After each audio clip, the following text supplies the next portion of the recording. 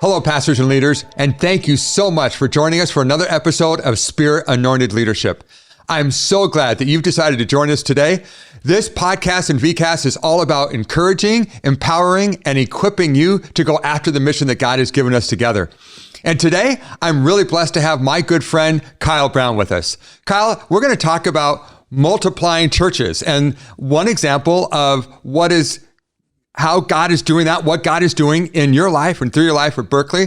You and I are good friends. Yeah. I'm blessed to have you here. Thanks so much for joining us. And We'll do our best to keep this as focused as we can and not go off on a tangent. No promises. So Kyle, talk to me.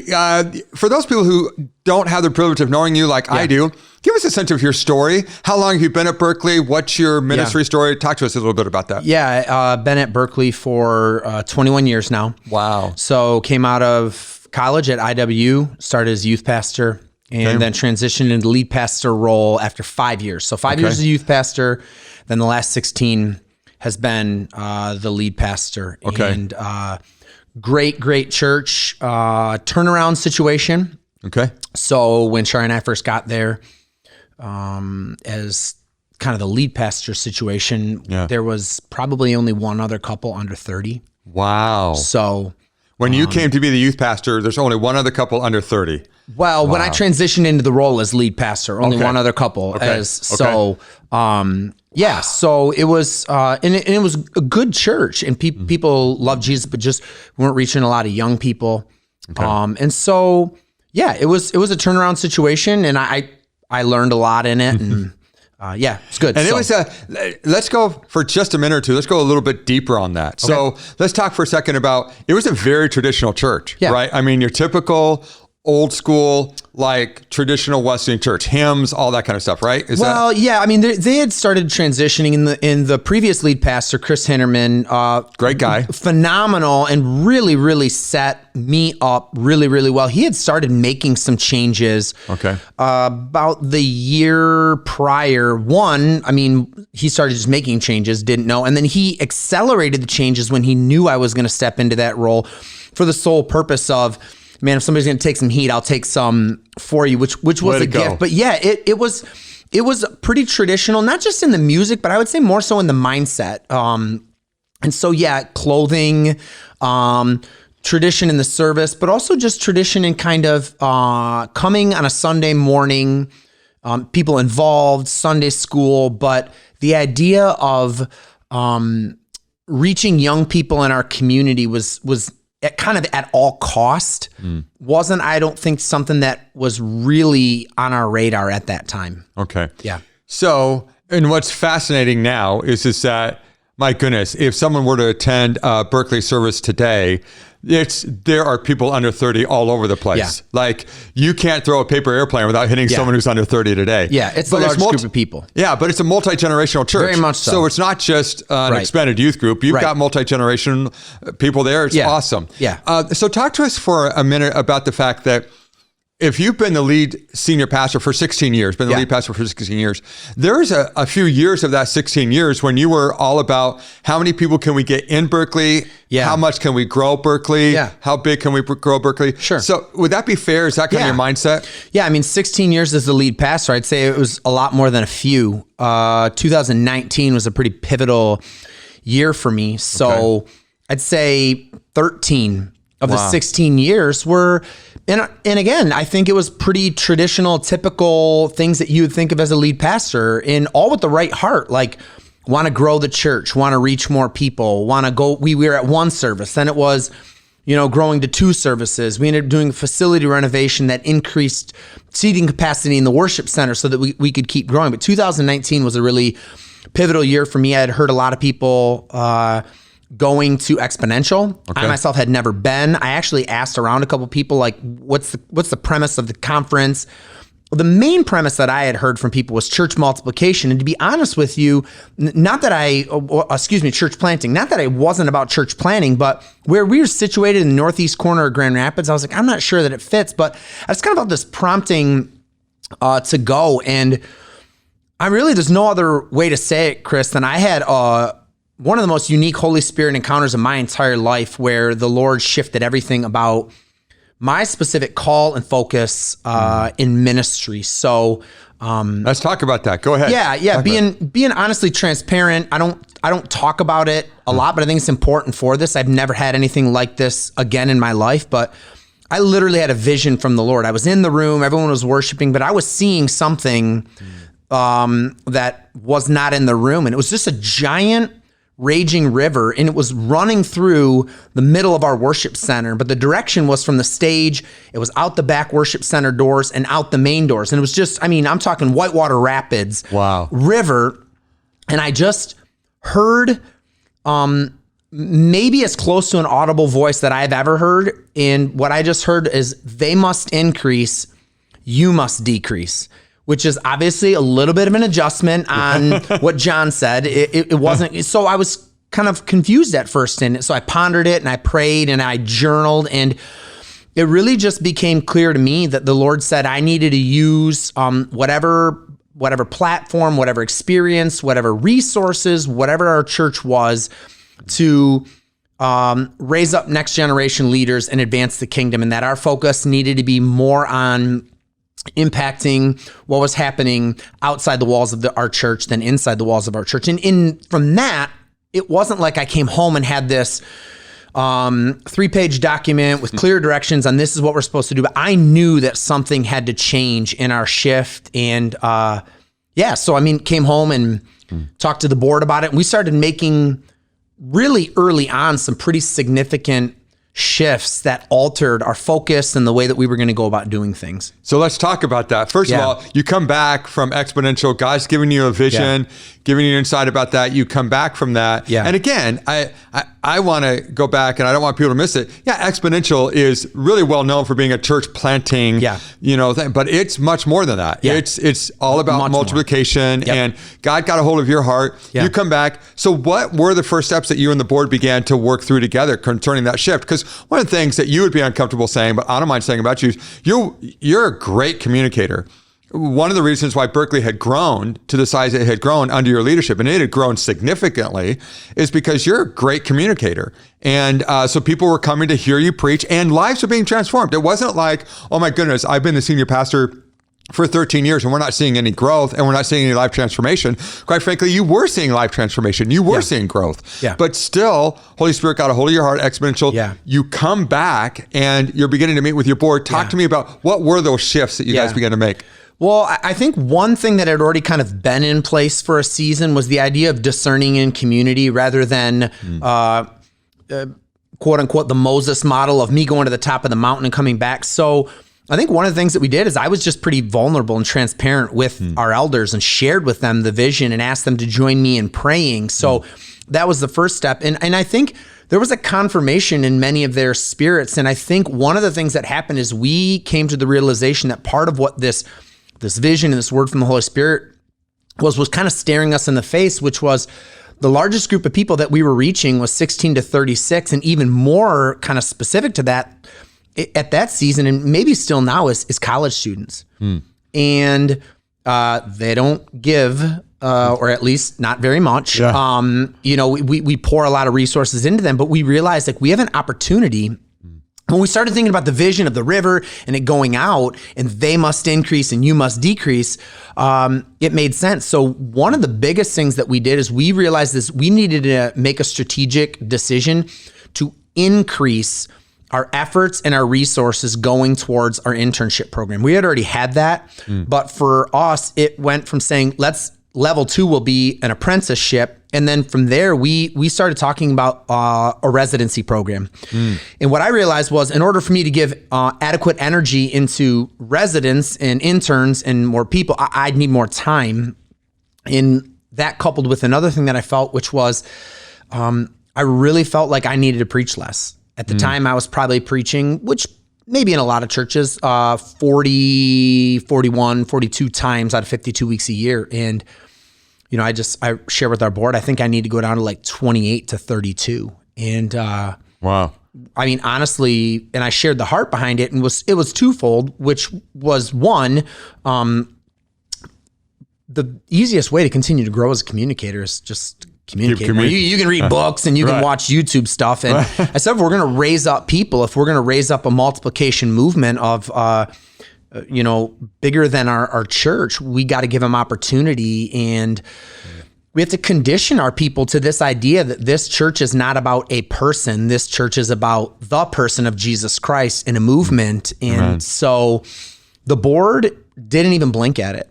They didn't even blink at it. They said, we're in, like, let's do it. And so those are some really significant shifts. And honestly, our people responded in such an amazing way. I mean, it really, one, made you really proud of your people, but two, it made you really believe, like, man, the Holy Spirit's just got to be in this. And funding and giving started exponentially increasing, and especially in the area of our ministry development program that we were ramping up. And we found people clapping and cheering at the end of our residents speaking, even if they felt like, well, man, that message wasn't, if you're just talking about like the scale of quality, it wasn't as good as maybe like one of the other staff members who's been doing it longer, but they were catching the vision that this was bigger than just the Sunday morning. And it was bigger than just our church. And so I think that was a big shift. And then I think another really big shift that we made was some language that we started using. So it's everyday language, which we remind our people, like, we care just as much about Monday through Saturday as we do Sunday. Yeah. Yep. So another big piece of that was, I had a pretty unique moment where I shared in front of our church that one of my most kind of powerful moments was when I was ordained and all those pastors laying their hands on me. And I kind of apologized to our church saying that I think we've missed the mark as the church with our people in that, and preached some message on the priesthood of all believers. And that if we are going to start and sustain a multiplication movement of global proportion, we don't need to just hire more paid staff pastors. We need everyone to see themselves as pastors. And so we've really created that language at Berkley where we remind people your primary calling in life, if you are a follower of Jesus, is to be a disciple maker. And what you do 9 to 5 is second. And even reminding our people, I had somebody come up to me and they were like, I think I'm getting a pastor. So like, your primary calling is to be a pastor. And I'm like, no, my primary calling is to be a disciple maker. It's why I coach my kids' sports teams and I'm engaged with my neighbors. My secondary calling is being a pastor. And we every year have a service where we preach that message and we remind our people, and we do a commissioning. In the very first year that we did, we had 184 people come forward. We had our elders and our staff up front, and we laid hands on them and we anointed them and we prayed over them and we commissioned them. And we said, go. And the same things, some of the same language that they said to me when I was commissioned is go be a pastor at your school or at your job or in your neighborhood. Go reach those people. So those are some of the kind of big seismic shifts that we have started to make. Yeah, and that's huge. You know, I've said for a couple of years, Kyle, and you've heard me say it, we're good friends, you've heard me say it, that other than Easter, I think my very favorite service ever in the life of a church, I dream of a day before I'm done as a chief towel carrier here, where 90% of our churches are doing that kind of day within their annual routine. Yeah. That just as we celebrate Easter every year, we celebrate a commissioning service every year. Yeah. I just think that's so key. I'm really proud of you doing that. And I think so many people, Kyle, and I want you to talk now about the, so as a result of kind of your heart and your vision and your spirit towards this, then God started opening doors. Yeah. Like people started coming to you. So talk to us about what's happened now. There's this entity now called Frost Creek. Talk to us about that and how that evolved and what that's like. So, we're a discerning community. Okay. So we stood in front of our people and we literally created a handout and we asked them to keep it wherever they are and to just join us in praying. And we said, here's our prayer. Lord, show us where. Lord, show us when.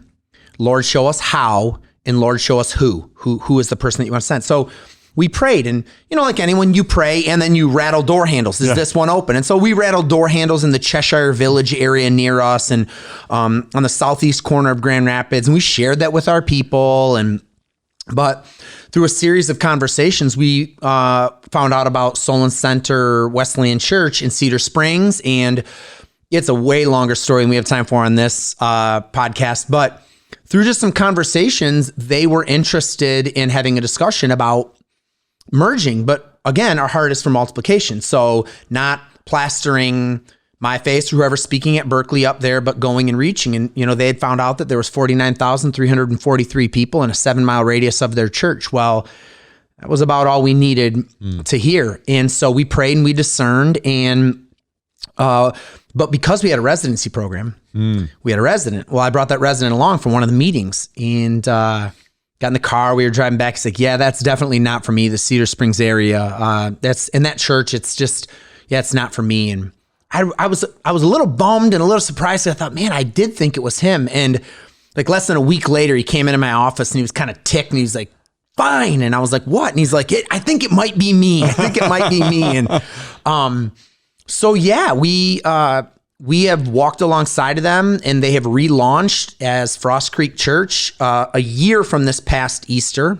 Okay. And maybe averaging about 25 people on a Sunday morning. And this past Easter, they had 168 people. They've already done at least, I think, dozen baptisms, 7 salvations, making some tremendous inroads into the community. And they already have money in their budget for multiplication. They as a community are already praying, Lord, show us who, Lord, show us when, Lord, show us where, Lord, show us how. So I think the reason that story is important is it's a picture of saying, okay, we can't know what the Lord wants us to do. So our responsibility is to pray. Yeah. But there is a level of going, well, we also can prepare, which means we set dollars aside.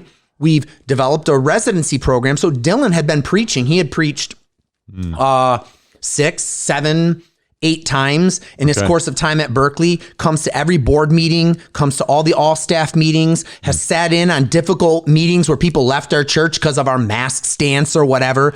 So his first time being a lead pastor, it's not like the first board meeting he's ever in is that one. Right. Now, granted, I'm sure he's going to undo some of the things that he learned from me, plenty of things. But no matter what, our whole thing is like we pull the curtain back. Those are the things that we can control. Amen. And then what we say is, all right, Lord. And so we don't have like a plan of we want to multiply 10 churches in 10 years. We have a plan that we planted that church and we celebrated for about a month. And then about a month afterwards, we brought the cards back out and we said, all right, Lord, show us who, Lord, show us when, Lord, show us how, Lord, show us where. And we're in another one of those situations again, where it's even more unorthodox and makes even less sense than the last one. We've been setting money aside. We're investing into people and we're saying, okay, Lord, like we're ready to be used by you.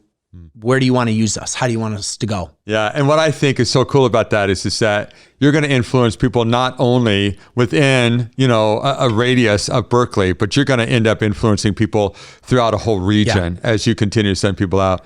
Kyle, thanks so much for being with us. One thing that I want to say towards the end of this, and I think is so important for our pastors and leaders to hear, and that is, I want you to note that Kyle was at Berkley Hills, first as a youth pastor and then as a senior pastor for 13 years.